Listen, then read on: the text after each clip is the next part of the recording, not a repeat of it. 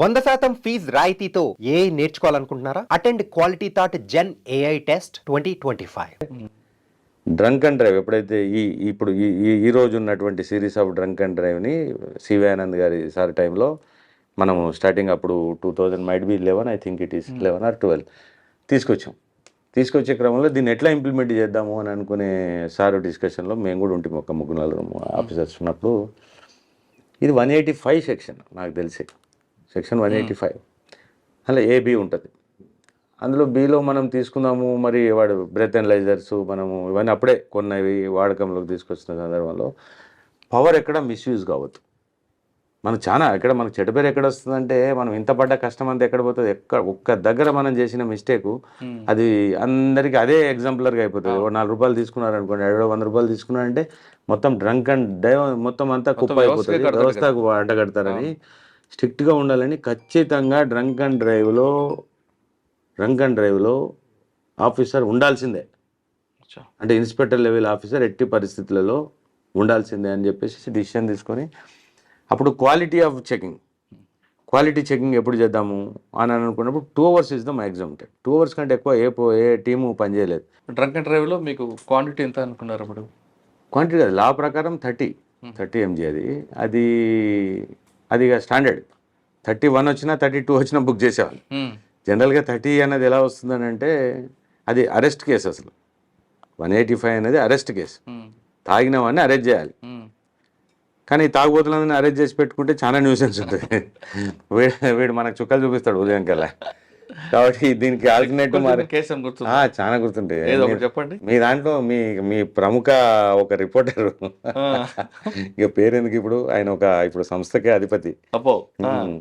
నా మీద మేము అంటే సాటిస్ఫాక్షన్ ఏంటంటే ఒక్క వ్యక్తిని కూడా వదలలేదు మొత్తం మా 2 years టర్మ్లో. ప్రముఖ వ్యక్తి ఏం లేదు, ఆయన మామూలుని అది చేస్తానని నా మొత్తం డ్రైవ్ అంతా 2 గంటలు కెమెరా పెట్టుకుని కూర్చున్నాను. అంటే ఎక్కడ దొరికాడు మీకు?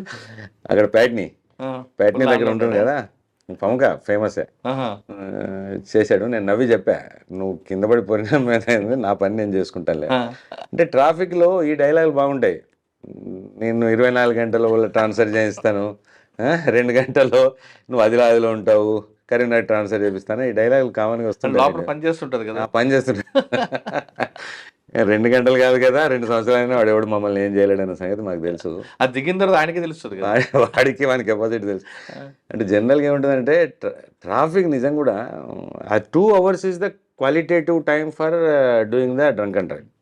అంతకంటే ఎక్కువ చేస్తే క్వాలిటీ దెబ్బతింటుంది. అంటే మేము అంత అటెంటివ్ ఉండలేదు. ఎంత ఉండాలి క్వాంటిటీ అంటే దొరికిన వ్యక్తులు? అంటే దానికా అంటే అది 30 ml మనం ఊదినప్పుడు 30 దాటింది అనుకోండి, వాడు బుక్ అయినట్టే. కొంతమంది 300 కూడా దొరుకుతాయి కదా. చాలా అంటే 100 దాటిందంటే అబ్నార్మల్. అది 100 దాటిందంటే అబ్నార్మల్. ఎంత తాగితే దొరుకుతుంది అంటే? ఒక బీర్ తాగితే 30 వస్తుందా, ఒక క్వార్టర్ వేస్తే 30 వస్తుంది? అంటే ఇది ఎలా ఉంటుందంటే స్టాండర్డ్ ఏమి ఉండదు. ఇప్పుడు మీరు ఒక బీర్ తాగితే మీకు రాకపోవచ్చు, నేను ఒక బీర్ తాగితే నాకు రావచ్చు. ఎందుకు? అది మన ఇంటెస్టైన్ సిస్టమ్స్ అని. ఇప్పుడు గ్యాస్ట్రిక్ ఉందనుకోండి నా బాడీ, అసిడిటీ ఉన్న నా బాడీ ఎక్కువ వస్తుంది. అసిడిటీ ఏం లేదు, మీకు మంచి స్వీకరించే శక్తి ఉందనుకోండి తక్కువ వస్తుంది మీకు. కొంతమంది ఆర్గ్యూ చేస్తుంటారు కదా, ఒక బీర్ తాగాను, అది డిఫరెంట్ అవుతుంది. ఇప్పుడు ఒక బీర్ ఒకరికి రావచ్చు, ఒకరికి రాకపోవచ్చు. శాస్త్రమే, అది అందరికీ ఒకలానే పని చేయాలని. ఇప్పుడే నేను ఉదయం తాగాను, రాత్రి ఒక్కోసారి వస్తుంది నిజం కూడా, కొద్దిగా లేట్ అయినా వస్తుంది. అసిడిక్ బాడీ ఉంటే కొద్దిగా లేట్ అయినా వస్తుంది. కాబట్టి ఆ కొంత డిస్క్రియేషన్ తీసుకుందామా అని అనుకుంటే మాకు డిస్క్రియేషన్ అవకాశం ఇస్తే మళ్ళీ తప్పుదారి పడుతుంది. ఇది మా వాళ్ళకి ఇప్పుడు పోలీసులకి తాగిన తర్వాత పోలీసులకు దొరకకుండా వెళ్ళంటే ఎంత తాగమంటారు? జనరల్గా 1.5 పెగ్ అయితే రాదండి. 1 పెగ్ రాదు. అంటే 1 పెగ్ మీన్స్ 60 mg వరకు రాదు జనరల్ బాడీ. అంటే రాదు అంటే నేను సైంటిఫిక్గా చెప్పినట్టు కాదు. రాదు అంటే మళ్ళీ అదే సేమ్ ఇంకొక బాడీకి వస్తుంది. అదే జనరల్గా అయితే ఈ 2 పెగ్స్ దాటిన వాళ్ళు ఖచ్చితంగా వస్తుంది. బీర్ తాగితే బీర్ ఇంకెక్కువ వస్తుంది. బీర్ యాసిడిక్, అది ఎక్కువ గ్యాస్ట్రిక్ ఉంటుంది కాబట్టి అది ఎక్కువ వస్తుంది. అసలు తాగకుండా ఏ ప్రాబ్లం లేదు, అసలు ఏ ప్రాబ్లం లేదు, హ్యాపీ. కానీ అంటే ఇది మళ్ళీ కొద్దిగా డైల్యూట్ అయింది. ఇది డ్రంక్ అండ్ డ్రైవ్ ఫస్ట్లో ఇప్పటికీ అంటే భయం ఉంది పబ్లిక్లో. ఎవడు కూడా అంత ఈజీగా ఫర్ గ్రాంటెడ్ ఏం లేరు. దీంట్లో ఏముందంటే అండి, 2 అంటే అరెస్ట్ సెక్షన్ ఇది 185. దీనికి ఆల్టర్నేటివ్ ఏం చేసామంటే, మన దగ్గర ఎలానో జనరల్గా డాక్యుమెంట్ ఉండదు. డాక్యుమెంట్ లేనందుకు గాను మేము వెహికల్ సీజ్ చేస్తాం. Vehicle seizure is under 207. What having knowledge of the 2013 చెప్తున్నా. అప్పుడు ఐపీసీది ఇది. అదే MV Act. ఎంవి యాక్ట్ ఇప్పుడు కూడా అదే ఎంవి యాక్ట్.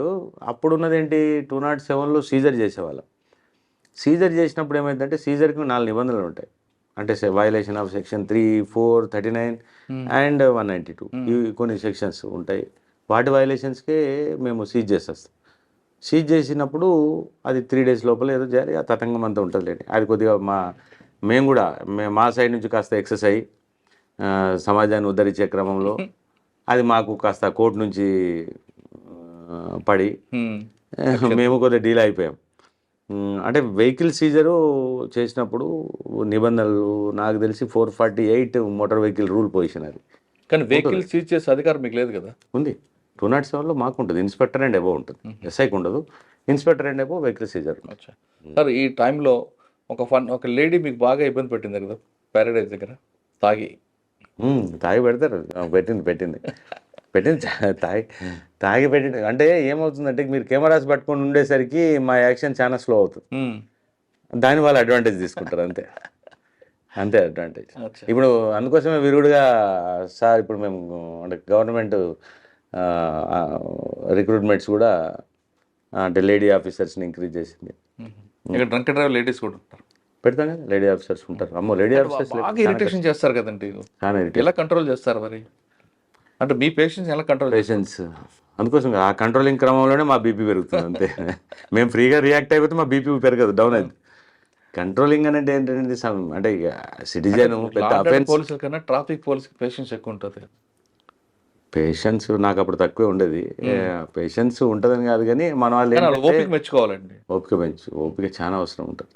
రోడ్డు మీద నిల్చుంటాడు, హారన్, దుమ్ము, ధూళి. అంటే అరెస్ట్ చేయొచ్చు. మా వాళ్ళకి కూడా అంతా ఇప్పుడు when that of the guy is violating the law and showing హుషారీ చూపిస్తానంటే అంత భరించాల్సిన అవసరం లేదు. ఇది we have every power under the motor vehicle act, under the IPC for the apprehension of that fellows. ఎవడైతే ఎక్కువ ఇప్పుడు మాకు ఓవర్ యాక్షన్ చేస్తే మాకు అప్రహెన్షన్ అంటే అరెస్ట్ పవర్ ఉంది మోటార్ వెహికల్ యాక్ట్లో కూడా. అంటే అంతవరకు ఓకే. కానీ నేను అంటుంది ఏంటంటే వాళ్ళకి హెల్త్ ఇష్యూస్లు అన్నీ చాలా వస్తాయి ట్రాఫిక్. అవును వస్తాయి. నాకు కూడా కాస్త అప్పుడు ఈ ఆర్టీసీ బస్సెస్ ఉంటాయి కదా, ఈ హారన్ సిస్టమ్ ఉంటుంది కదా, వాడు కరెక్ట్ సిగ్నల్ మీద హారన్ కొడతాడు. ఆ హరాన్ దెబ్బకు మా చెవులు గుయ్యం అనేది. తర్వాత ఈ సైలెన్సర్ నుంచి వస్తున్న పొగ దుమ్ము, ధూళి. అసలు అప్పుడు మేము ట్రాఫిక్ లో పనిచేసిన అన్ని రోజులు నేను ఏసీ వాడలేకపోయాను కార్లో. ఏసీ వేస్తే జలుబు అయిపోయేది. అంటే ఈ పొల్యూటెన్కి బాడీ అలవాటు అయి ఉంటుంది కాబట్టి అప్పుడు మనం కూల్గా ఏసీలో కూర్చుంటే నడవకపోయేది.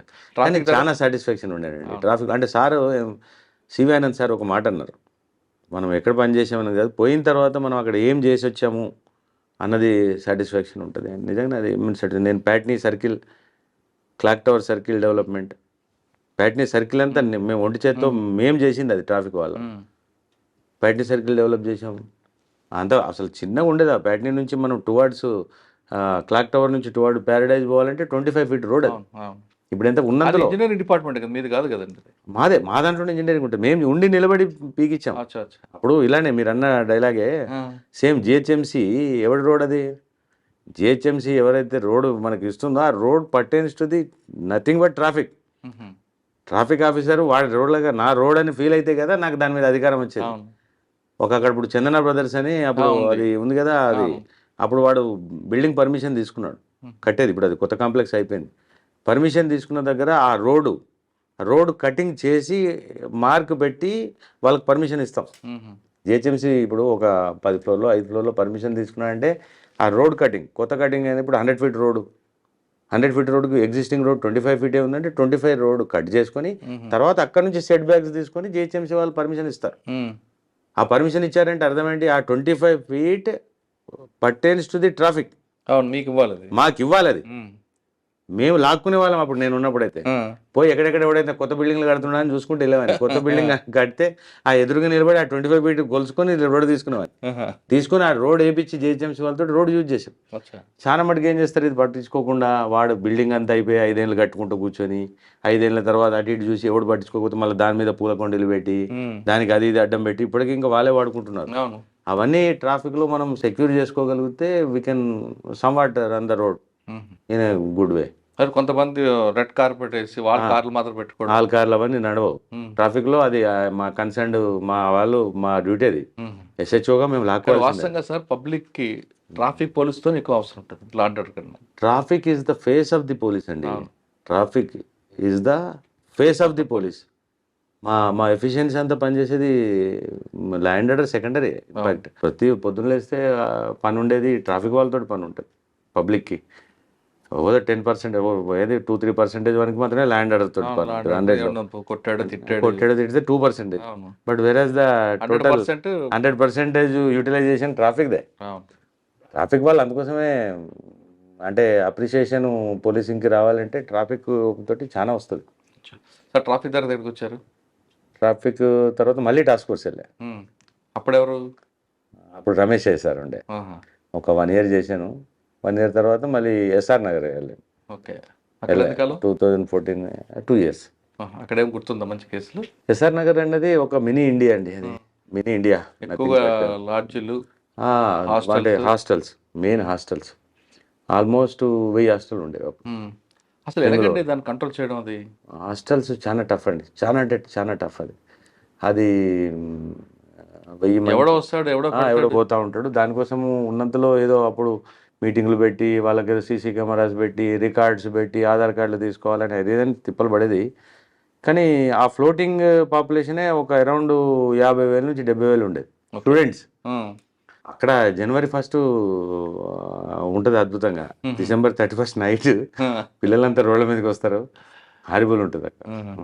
అది మినీ ఇండియా నిజంగా కూడా. ఎస్ఆర్ నగర్ అంటే నాకు తెలిసి అప్పుడు ఎస్ఆర్ నగర్ హైయెస్ట్ పాపులేషన్ ఉన్నటువంటి యునైటెడ్ ఆంధ్ర పోలీస్ స్టేషన్ అది.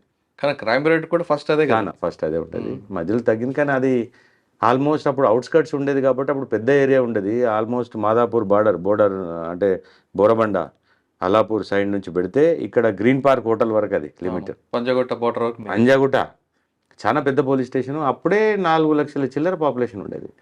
నాకు అప్పుడు ఎలక్షన్స్ నేను చేశాను అక్కడ 300 బూత్లు, 300 బూత్స్. ఇప్పుడు నాకు నార్సింగి నా డివిజన్ అంతా కలిపితే 200 లేవు, 200 బూత్స్ లేవు. అప్పుడు ఓన్లీ ఒక పోలీస్ స్టేషన్ 300 బూత్లు ఉన్న పోలీస్ స్టేషన్. అంటే 2 సంవత్సరాలు కంప్లీట్ చేశారు అక్కడ? చేయలేదు, చాలా కష్టంగా చేశాను. అంటే నేను విల్ఫుల్గా అక్కడ నుంచి వెళ్ళిపోదామని చాలా ట్రై చేశాను. అంటే ఎందుకు వర్క్ లోడ్ ఎక్కువ? వర్క్ లోడ్ కాదు, ఎందుకో నాకు నచ్చలేదు. నేను వెళ్ళిపోదామని అనుకున్నా. లూప్ లైన్కి సాధారణంగా ఎస్ఆర్ నగర్ పొల్యూషన్ అంటే అందరు చాలా కోరి పోతారు, బాగా కవర్లు వస్తాయి అనుకుంటారు. పోయారు. కానీ నాకెందుకో మొదటి నుంచి అది నాకు అప్పుడు అనురాగ్ శర్మ సార్ నాకు ఎస్ఆర్ఆర్ పోస్టింగ్ ఇచ్చారు. నేను సార్కి ఇమీడియట్గా 2వ రోజు పోయి అడిగా, సార్ నాకు చిన్న పోలీస్ స్టేషన్ ఏదైనా మాంకాలి ఆ మార్కెట్ లాంటి చిన్న పోలీస్ స్టేషన్ ఇవ్వండి, అది చాలా పెద్ద పోలీస్ స్టేషన్ సార్ అని అంటే, లేదురా నువ్వు అక్కడికి వెళ్ళి అక్కడే పని చేయన్నాడు. అప్పుడు ఆఫీసర్లు ఒకసారి పోస్టింగ్ ఇస్తే వెనకకి తగ్గేవాళ్ళు కాదు. ఇంకా తప్పదనుకుని వచ్చి చేశాను. తర్వాత అప్పుడు మళ్ళీ మహేందర్ రెడ్డి సార్ వచ్చినాక మళ్ళీ వేరే లెవెల్లో ట్రై చేశాను. నేను ఎస్ఆర్ నగర్ నుంచి వెళ్ళిపోవాలి లూప్ లైన్కి. జిహెచ్ఎంసీ విజిలెన్స్ కోసం అని విజిలెన్స్ చేయించుకున్నాను నేను. అప్పుడు అక్కడ నా సీనియర్ సత్యనారాయణ సార్ అప్పుడు జిహెచ్ఎంసీ విజిలెన్స్లో చేశారు. మంచి మిత్రుడు కాబట్టి అప్పుడప్పుడు వెళ్ళేవాడిని. కంఫర్ట్ అనిపించింది. అది చాంబర్ గట్రా బాగానే ఉండేది. ఇదేదో బెటర్ ఉన్నట్టుంది విజిలెన్స్, ఈ ల్యాండ్ ఆర్డర్ ఎక్కడ అని చెప్పేసి వెళ్ళిపోదామని చాలా ట్రై చేయాల్సి వచ్చింది. పోయేందుకు నేను పోస్టింగ్ కోసం కాదు, ఎస్ఆర్ నగర్ నుంచి బయటపడాలి అని అంటే ఒక 1 year సీరియస్గా ఎఫర్ట్ చేస్తే తప్ప మహేందర్ రెడ్డి సార్ నన్ను వదలలేదు. సార్ ఆఖరికి కోపం చేసి తిట్టి, నీకు చాలా ఎక్కువ అలవాటు అయిపోయింది లూప్ లైన్, ఎప్పుడు నువ్వంటే లూప్ లైన్ అంటున్నావు అని చెప్పేసి, లేదు సార్ కంపల్సరీ నేను పోతాను సార్ అని గొడవ చేసుకుని బయటపడ్డా. ఎస్ఆర్ నగర్ కూడా పెద్ద పోలీస్ స్టేషను, అన్ని మతాలు అక్కడ ఏముంది, మినీ ఇండియా. సిక్ కమ్యూనిటీ పెద్దగా ఉంటుంది. లోకల్ తెలంగాణైట్స్, ఆంధ్ర, ముస్లిమ్స్, సుల్తాన్ నగర్, ఎర్రగడ్డ అదంతా ముస్లిమ్స్. చాలా అన్ని బాగుంటాయి కానీ అక్కడ ఒకటే హాస్టల్ నుంచి డబ్బులు వస్తాయి అనేది ఎక్కువ వెళ్తుంటారు చాలా మంది. డబ్బులు వస్తాయి సార్, డబ్బులు తీసుకోవాలనుకున్నాడు ఎక్కడైనా వస్తాయి. మీకు ఇంకొకటి చెప్తున్నాను పోలీసులో ఫ్యాక్టర్, తీసుకోను అన్నోడికి ఎక్కడ రాదు. చాతగానోడికి అంటే అంటారు చూడండి, ఆడు ఏడున్నా ఇప్పుడు తైలంబు తీయవచ్చు అనే టైపులో వాడు తీయాలనుకున్నాడు ఎక్కడ చేస్తారు. కమాటిపుర కాలపత్తాలు కూడా సంపాదించిన వాళ్ళు ఉంటారు.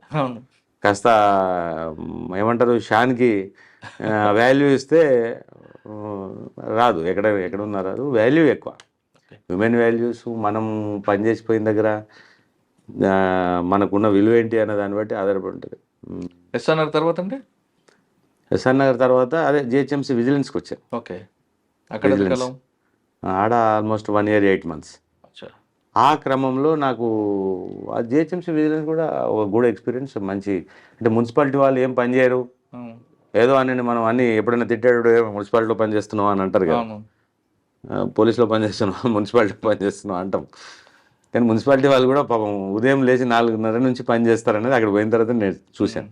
ఈవెన్ డీసీస్ అచ్చా. డిప్యూటీ కమిషనర్స్ కూడా 4 గంటలకు వాళ్ళు రౌండ్కి వెళ్తారు, రోడ్డు మీద రావాలి. రోడ్డు మీదకి వెళ్తారు. అవును. అక్కడ ఎంత ఫోర్స్, ఎంత అది 1000 ఫోర్స్ ఉంటుంది. మ్మ్. ఆల్మోస్ట్ 12,000 మంది ఉదయం లేస్తేనే పారిశుద్ధ్య కార్మికులు రోడ్డు మీదకి వస్తే వాళ్ళని సూపర్వైజ్ చేసే ఎస్ఎఫ్ఏలు, వాళ్ళ మీద ఏఈలు, మ్మ్. వాళ్ళ మీద డీసీలు చేస్తారు. కానీ అక్కడ బదనాం కారణం ఏంటంటే జిహెచ్ఎంసీలో మెయిన్గా ఈ టౌన్ ప్లానింగ్ వింగ్. ఆ టౌన్ ప్లానింగ్ వింగ్ కూడా ఏంటంటే వాళ్ళకి అక్కడ పెద్దగా మిషనరీ ఉండదు. మేము చూసాం కదా, టౌన్ ప్లానింగ్ మొత్తం జోన్కి అంతా కలిపి ఒక ఆఫీసర్ ఉంటాడు, AC hmm. Assistant commissioner of town planning. DPS. వాళ్ళు ఎంత ఉంటారు, 2-3 ఉంటారు. వాళ్ళు 4-5 కలిసి మొత్తం కలిపి జోన్ ఉద్ధరించడం అనేది జస్ట్ ఇంపాసిబుల్. మ్మ్. వాళ్ళు కూడా అక్కడ కరప్షన్ ఎందుకు అవకాశం ఎందుకు ఉంటుంది అంటే వీడు వీడు వీడు తప్పు చేస్తాడు కాబట్టి. మ్మ్. వీడు ఏం చేస్తాడు, వీడు ఒక ఫ్లోర్ వాడుకుని 4 ఫ్లోర్లు వేస్తుంటాడు. అవును, అది కరెక్ట్. 60 గజాలలో 6 ఫ్లోర్లు వేస్తుంటే అవును. ఇంకేమంటాడు వీడు. వీడు కూడా ఏం చేస్తాడంటే వీళ్ళు పోయిన వాళ్ళు ఎక్కడైతే నడుస్తుందో అక్కడ నడిపిస్తారు, మ్మ్. ఎక్కడైతే నడవదో అక్కడ నడిపారు పాపం వీళ్ళు. పోరు కూడా ఇల్లు. పోరు ఎక్కడైతే నడవదో వాళ్ళు అక్కడ రిటర్న్ వచ్చేస్తారు. ఆ. అన్నిటి దగ్గర కరప్షన్ ఏమి ఉంటుంది, కరప్షన్ అన్ని దగ్గర ఏమి ఉండదు. ఆయన ఏం తీస్తే తీసుకుని వస్తారు. అంతే, తీసుకున్న దగ్గర అమికబుల్ వేలో నడిపించుకుంటుంటారు. రియల్గా హైడ్రా అనేది చాలా అసలు రిక్వైర్డ్ టు ది హైదరాబాద్. మ్మ్. ప్రజలకు ఒక చట్టము, టౌన్ ప్లానింగ్ యాక్ట్ ఉంది, ఒక జిహెచ్ఎంసీ అనేది మర్చిపోయారు అందరూ, మున్సిపాలిటీస్ మర్చిపోయారు. వాడు ఇంక ఉల్టా వాడు ఏడుపు ఏముంటుందంటే నన్ను కట్టుకొనియట్లేదు అంటాడు. మ్మ్. వీడు తీసుకునే పర్మిషన్ ఎంత, వీడు కడుతుంది ఎంత. 50 గజాలలో 6 ఫ్లోర్లు కడుతుంటే మా దగ్గర ఇప్పుడు ఎస్ఆర్ఆర్లో బాపు నగర్ అని ఉంటుంది, మ్మ్. అవును. 50 గజాలు 5 ఫ్లోర్లు 6 ఫ్లోర్లు బిల్డింగ్లు ఉంటాయి అక్కడ. మ్మ్. ఎంత అన్యాయం ఇది. అందులో ఏమన్నా ఫైర్ యాక్సిడెంట్ అయితే కనీసం ఎంట్రీ కూడా కొట్టలేము మన లోపలికి, సెట్ బ్యాక్ ఏమి ఉండదు కదండి. ఏముండదు అందులో. అన్ని 40 feet రోడ్లు అవి. 40 feet కాదు, 40 feet ఎక్కడిది, ఆ. 7-8 ఫీట్లు ఉంటాయి. బా. మ్మ్. మీరు గట్టిగా మోటార్ సైకిల్ పోతుంది లోపలికి, అంతే, కారు కూడా పోదు అక్కడ. ఆ. అయినా వాడు అక్కడ నా రైట్ అంటాడు. నేను 10 ఫ్లోర్లు చిన్నప్పటి నుంచి ఇక్కడ